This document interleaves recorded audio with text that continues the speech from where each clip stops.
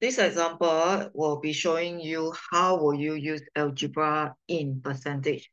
So before I go through the example, the key idea is you change this word of to a multiplication.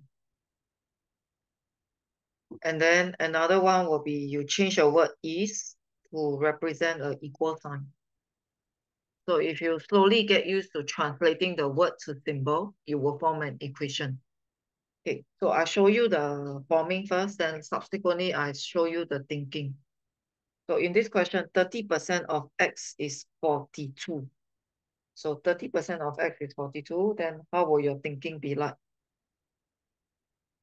That means you can think of 30% represent 42. So obviously, if you can think it this way, that means you will know how to find 1%. And this x here is your 100%. This x here is your 100% because that will be your base. So later on, subsequently, I'm interested to find out what is 80%. So in order to find out that 80%, I will need to find my 100% first. So if you are going to do by primary school way, you will still derive the same answer.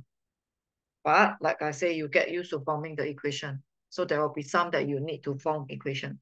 So I'm going to form it this way. I'm going to change the percentage to a fraction.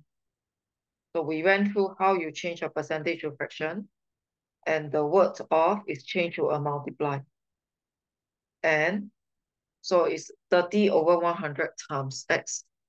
The word is will be translated to an equal sign. So if you do the translation bit by bit, that's how an equation is formed. Subsequently, after the equation is formed, you can use your calculator to help you.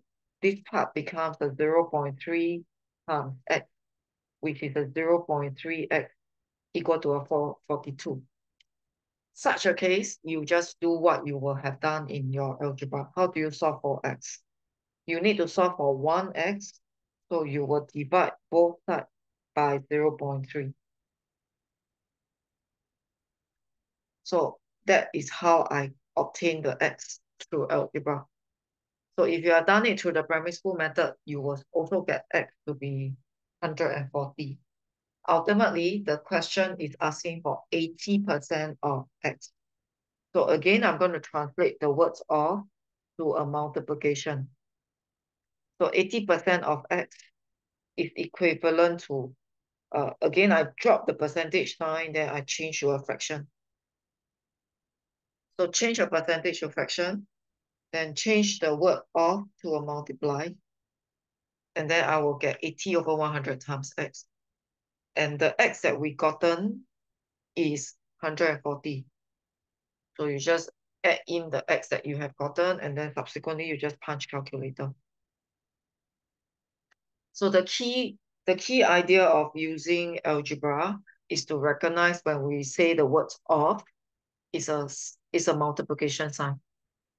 The word is will be equal sign. So sometimes it can be was.